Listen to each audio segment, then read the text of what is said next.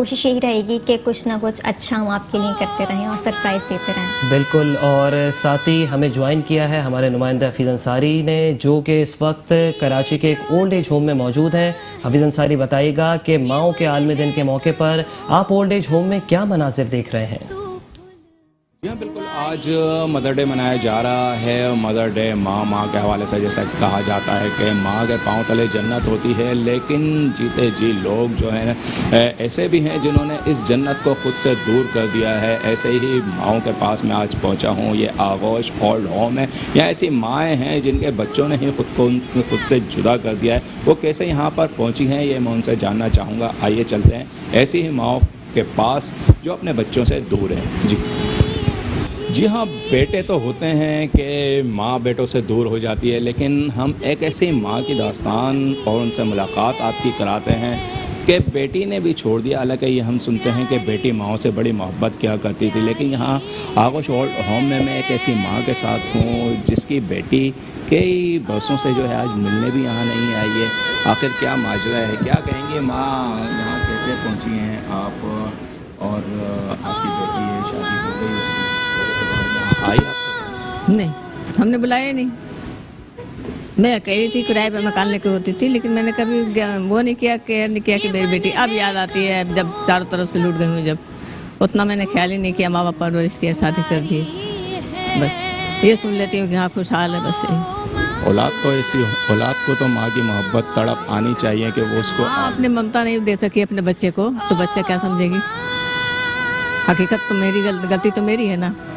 अब उन लोगों को दे दिए, उन लोग परवरिश किए, पढ़ाई लिखाई, अपना शादी ब्याह कर दिए। अब फिर शादी के बाद भी मैं कोशिश करती कि अपने पास बुलाऊं या रखूं। ये सब का मुझे कोई इंटरेस्ट नहीं थी। बस ये है कि मेरी बच्ची है, कभी अब याद आ जाती है। अब जब चारों तरफ टूट के बैठी हूँ तो अब लोगों को देखती हूँ तो सोचती हूँ कि मैं भी शायद माँ का ममता दी होती तो मेरी बच्ची भी मेरे साथ होती, या मुझे खोज खबर लेती कि मेरी माँ कहाँ है, किस हाल में है। तो हमने तो उसे माँ का ममता दिया ही नहीं, तो अब उससे मैं क्या ढूंढूंगी कि वो मुझे क्या देगी। नहीं दे सकती है ना। लाख माँ हो तो क्या हुआ जब उसके दुख दर्द के साथ ही। आप तो जॉब करती थी उनको? हाँ, मैं जॉब करती। पढ़ाया उसको, तालीम दी, नहीं बड़ा किया उसको, सब कुछ किया। यानी कि चीज़ ये है कि माँ का ये दिल होता है ना कि माँ सब कुछ करती है। ये जॉब करती थी, काम करती थी, किसके लिए? औलाद के लिए। लेकिन आज माँ इसलिए उस पर पर्दा डाल रही है कि मेरी बेटी को अगर पता चल गया तो वो नाराज़ हो जाएगी। इसलिए तमाम दोष जो है वो खुद को दे रही है कि गलती मेरी थी।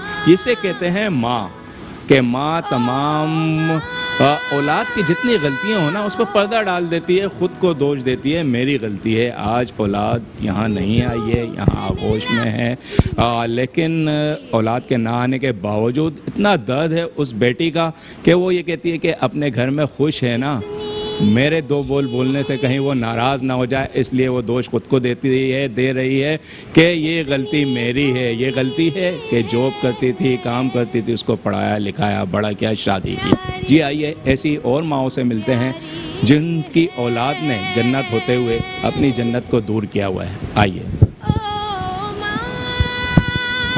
जी हाँ, अब मैं एक ऐसी माँ से मिलवाता हूँ कि शादी के बाद, जैसे कि कहा जाता है कि हमारी दुनिया में रस्म और रिवाज है कि शादी माँ जो है औलाद की करके लाती है कि घर में दुल्हन लाएगी, उसको सुकून मिलेगा। लेकिन ये सुकून उसके लिए बर्बादी का बाइस बन जाता है, बल्कि इस हद तक आ जाता है कि उस माँ को, उस जन्नत को घर से बाहर जाने पर वो मजबूर हो जाती है। तो आइए एक ऐसी ही माँ से मैं आपकी मुलाकात कराता हूँ। मैं मौजूद हूँ ऐसे ही एक माँ के पास। क्या कहेंगे आप, यहाँ कैसे आ गई? मेरा बच्चा जो था वो, उसके 20 बच्चे अमेरिका से, मेरे बच्चे की नौकरी छूट गई थी या नौकरी नहीं थी, तो वो फिर अमेरिका चला गया और वहाँ जाके नौकरी कर रहा है। अब वो अभी 20 बच्चों के पास है। आना चाह रहा था मगर कोरोना जो फैला तो हवाई जहाज वालों ने इजाज़त दी, इसलिए वो नहीं आया। बेटा, माँ जो होती है 9 महीने पेट में बच्चे को रखती है, वो तकलीफ अलग, फिर जब पैदा करती है उसकी तकलीफ अलग। वो पैदा होने के बाद भी वो चैन से नहीं रहती, रात रात उठ के बच्चे को देखती रहती है कि सोया या नहीं, जागना तो नहीं, पेशाब तो नहीं कर गया, कुछ होते नहीं गया। इसी तरह उसका वक्त गुजरता है बेटा, और वो धीमे धीमे बच्चा बड़ा होता है और अपना दूध पिलाती रहती है। वो बड़ा हो जाता है, चलना सीखता है, बाँस के कलम कलम पर छाप देती है। फिर जब बड़ा हो जाता है तो स्कूल जाने लगता है। स्कूल में भी बाँ तैयार करके भेजती है, बाँ के अलावा कोई नहीं करता खिदमत। बाँ भेजती है, वो बाँ वो जाता है, फिर आता है। इस तरह बेटा वक्त गुजरता जाता है और वो बड़ा होते जाता है।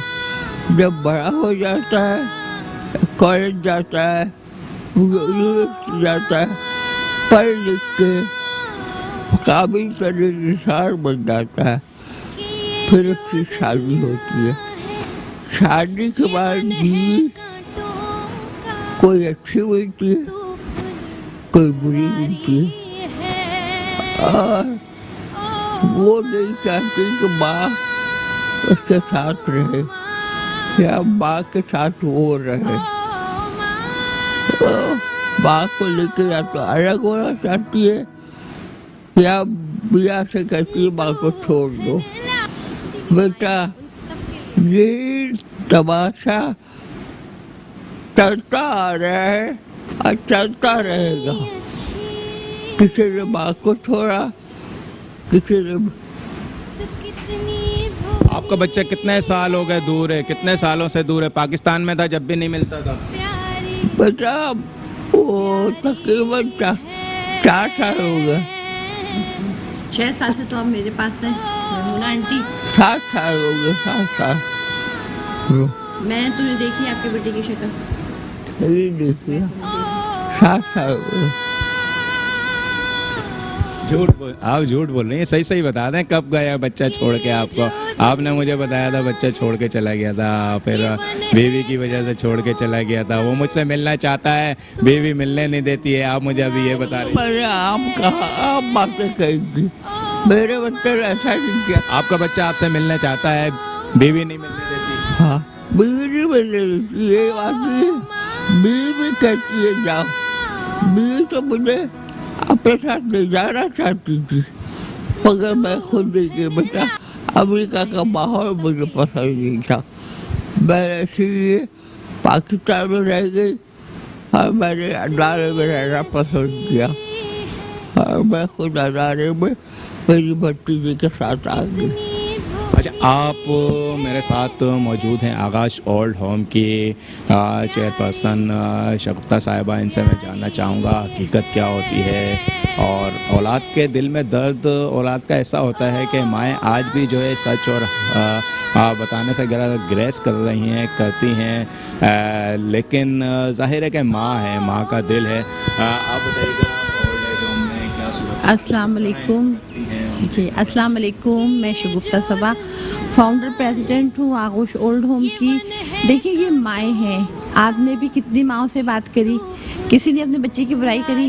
कभी भी नहीं करेंगी। ये किसी हाल में बुराई नहीं करती है, किसी भी हाल में होती है ना, इनके लबों पे सिर्फ अपने बच्चों के लिए, अपनी औलाद के लिए दुआ होती है। ये माँ है, माँ का दिल ही अल्लाह ने ऐसा बनाया है, ममता, उसके अंदर ममता भरी होती है।